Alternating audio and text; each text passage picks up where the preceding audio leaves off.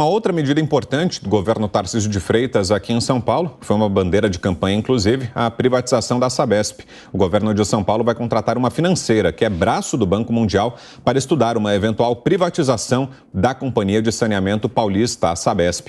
Atualmente, a cobertura de saneamento é superior a 90%, mas ainda há carências, especialmente nas regiões mais periféricas. E sobre isso, a gente conversa agora com o economista Gessner Oliveira. Bom dia, Gessner. Bem-vindo. Obrigado pela presença aqui com a gente nesse sábado no Jornal da Manhã. Muito bom dia. É um prazer estar aqui conversando sobre um assunto tão importante. Na sua opinião, uma boa medida, Gessner, a privatização da Sabesp, e ela deve se concretizar em curto prazo? É algo que a gente deve ver ainda durante a atual gestão ou é algo que deve se arrastar ainda por muito tempo? Olha, eu acho que é uma medida positiva. Acho que a Sabesp, diferentemente de várias outras empresas estatais, é uma empresa que tem tido um desempenho bom, é uma empresa que está capitalizada, que tem capacidade de investimento, mas o que a gente observa é que nas mãos do setor privado há menos amarras e maior velocidade nos investimentos numa área tão importante quanto a infraestrutura. Então, acho positivo, acho que a Sabesp tem tido um bom desempenho, mas poderá ter um desempenho ainda melhor numa área-chave para a saúde, para o meio ambiente, que é o saneamento. Agora, eu acredito que o processo de privatização é necessariamente um pouco mais longo. Acho que é difícil prever exatamente quanto tempo vai demorar, mas é uma empresa de um porte muito elevado, uma empresa que está em 375 municípios, tem vários investimentos, então é um processo que provavelmente vai requerer um ano e meio, 2 anos, para que seja feito da forma que deve ser feito, de uma maneira muito transparente, muito bem estudada, né? Então, acredito, é difícil dizer a data exata, mas é algo positivo. Mas é algo que, naturalmente, e acho que essa é a intenção do governador, fazer de forma muito criteriosa. Nelson Kobayashi, sua pergunta. Olá, professor, muito bom dia, um prazer falar com o senhor.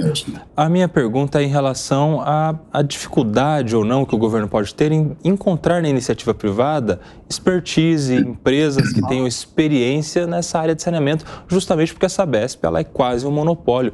À exceção de uma cidade, um município ou outro que não tenha um contrato renovado com a Sabesp, há poucas empresas que exploram esse tipo de atividade. O senhor vê nisso algo que possa dificultar o processo de privatização da Sabesp? Acredito que não, Nelson. É uma pergunta muito boa, mas eu acho que já há, na iniciativa privada, expertise, investimento. Hoje nós temos umas 5, 6 empresas já atuando em vários municípios, em várias regiões, inclusive em escala nacional. Então, é possível haver vários grupos, não só nacionais, como grupos internacionais, fundos de infraestrutura, um grande interesse no investimento na área de saneamento. Isso porque, como há lacunas muito grandes no Brasil, e também no estado de São Paulo, embora no Brasil essas lacunas sejam ainda maiores, nesse sentido, o mercado de saneamento é um mercado muito grande, quer dizer, é uma oportunidade. É claro que precisa ser feito com boa técnica, atendendo às necessidades da população, com regularidade, né, com tarifa social, mas acho que há, tanto no Brasil quanto no exterior, muitos grupos capazes de introduzir novas tecnologias, reduzir perdas de água, fazer a água para reuso, fazer a reciclagem da água, que é muito importante também nesse momento de grande preocupação com a questão ambiental. Então, eu tenho a impressão que realmente haverá muitos interessados se o processo de privatização de fato ocorrer. O governador Tarcísio de Freitas disse que o objetivo principal da privatização é fazer a água chegar onde não chega. e também baixar tarifas para o consumidor. Esses efeitos podem realmente acontecer a partir da privatização? Em quanto tempo? Qual o prazo? Rapidamente? Olha, o prazo para o Brasil como um todo é de 10 anos, 2033 é o prazo para a universalização dos serviços. Isso significa 100% de atendimento de acesso à água, na água tratada de boa qualidade, 100% de coleta de esgoto e 100% do tratamento de esgoto. Essa é a grande meta brasileira de privatização. No estado de São Paulo, como vocês mencionaram muito bem, já há um avanço bastante grande. O estado de São Paulo chega, em algumas regiões, a níveis superiores a 90% de cobertura. Mas há desafios no estado de São Paulo muito grandes, sejam em algumas regiões, nas áreas metropolitanas, onde precisa um bom atendimento, as comunidades, muitas vezes vulneráveis, etc., não tem ainda esse atendimento. A despoluição do Tietê é muito importante. Já houve um grande avanço, mas é muito importante concluir o processo. A despoluição do Pinheiros vem sendo um sucesso, mas também precisa manter isso. Então, eu acho que é possível pensar em algo como em 5 anos para o estado de São Paulo e 10 anos para o Brasil, mas com muito esforço e um salto de investimento.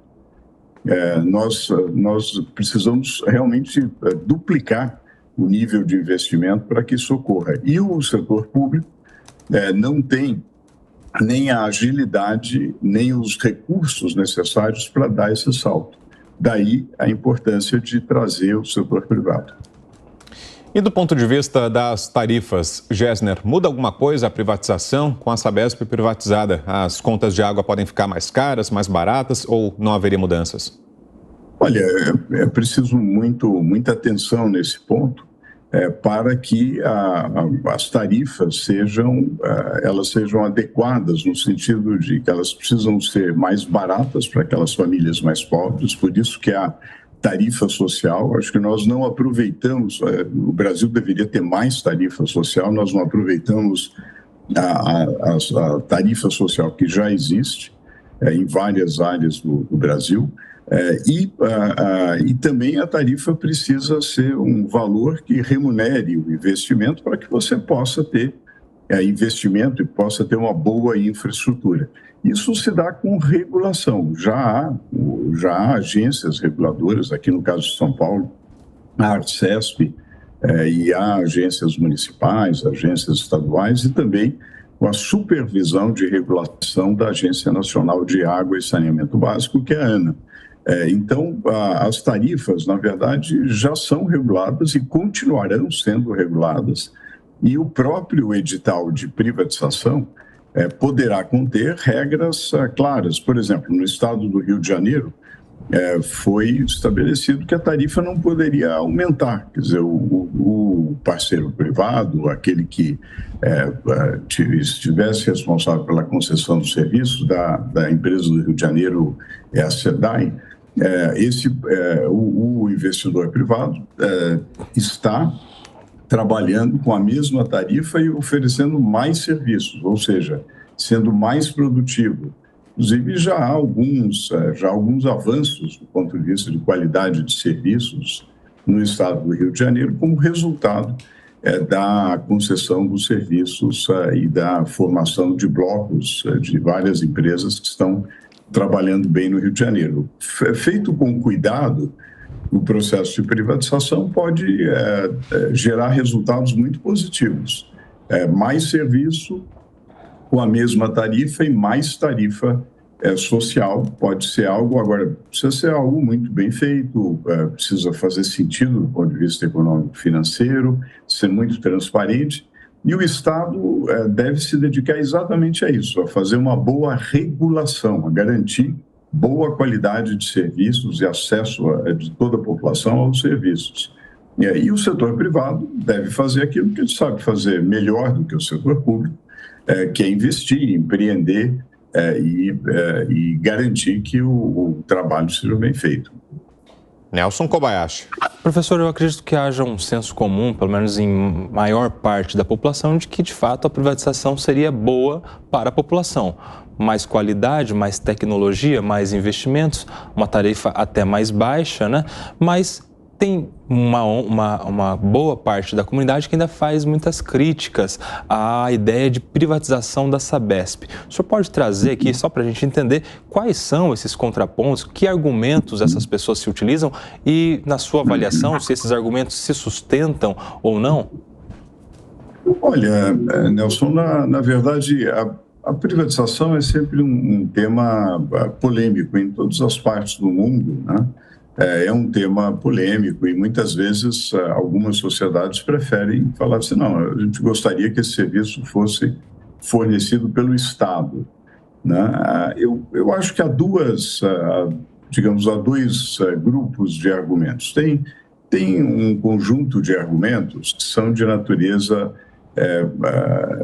mais corporativa, pessoas que são beneficiadas pelo serviço estatal, beneficiados no sentido de que têm o emprego garantido, ou vendem para empresas públicas com determinados favores, etc., e não querem fazer aquela mudança, né?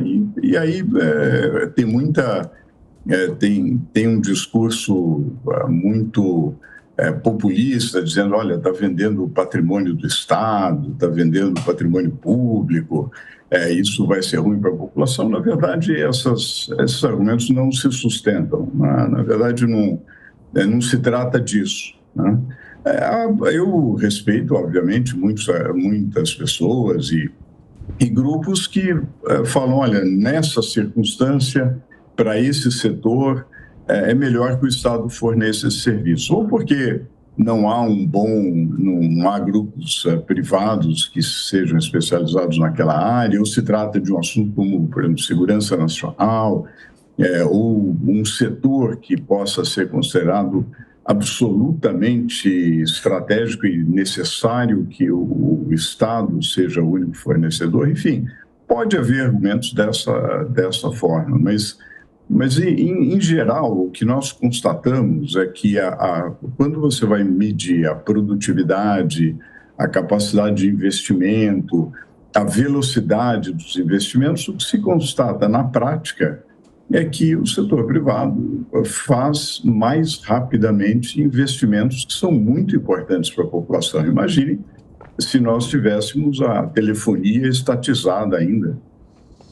O que desastre que seria, né? Então, realmente, eu acho que há alguns argumentos que são bons para determinados segmentos específicos, outros argumentos, na verdade, escondem um interesse corporativo de manter o status quo para manter seus próprios benefícios. E também, Gessner, o governo paulista autorizou a análise, pelo menos para a privatização da EMAI. Qual é a diferença? Essa empresa ela trabalha em parceria com a Sabesp? Olha, como todas as empresas do Estado, há uma série de parcerias, inclusive na despoluição do Rio Pinheiros. A EMAI tem um papel muito importante e a coordenação de vários órgãos do Estado de São Paulo para despoluir o Rio Pinheiros tem sido muito importante. A EMAI, ela tem uma série de responsabilidades, eu destacaria duas. Ela produz energia, né? Ela tem usinas de produção de energia muito importantes.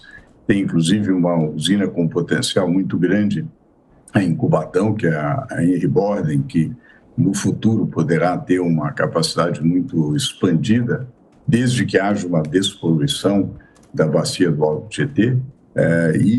Você tem também o manejo das águas, né? Que é muito importante, sobretudo, como vocês falavam muito bem antes, da questão das enchentes, das inundações.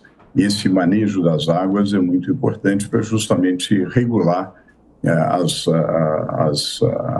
águas de forma a evitar enchentes, inundações, etc. Então, a EMAI tem esse papel, além também de várias responsabilidades relacionadas a determinadas áreas da região metropolitana do estado de São Paulo, é uma empresa que tem um potencial enorme de produção de energia limpa, aumentando ainda mais a nossa vocação de produzir energia limpa, de ter uma matriz energética com fontes renováveis. A EMAI é uma empresa vocacionada a ser uma grande empresa de soluções ambientais e de energia de fontes renováveis. Isso, naturalmente, vai requerer investimento, daí a importância de realmente você ter capacidade de investimento, e daí a importância de ter a participação do setor privado. Perfeito. Gessner Oliveira, economista, ex-presidente da Sabesp, esteve com a gente aqui neste sábado no Jornal da Manhã. Obrigado mais uma vez, Gessner, pela presença. Bom final de semana. Ótimo final de semana para vocês. Um grande prazer conversar aqui com vocês. Prazer nosso. Obrigada. 9h30.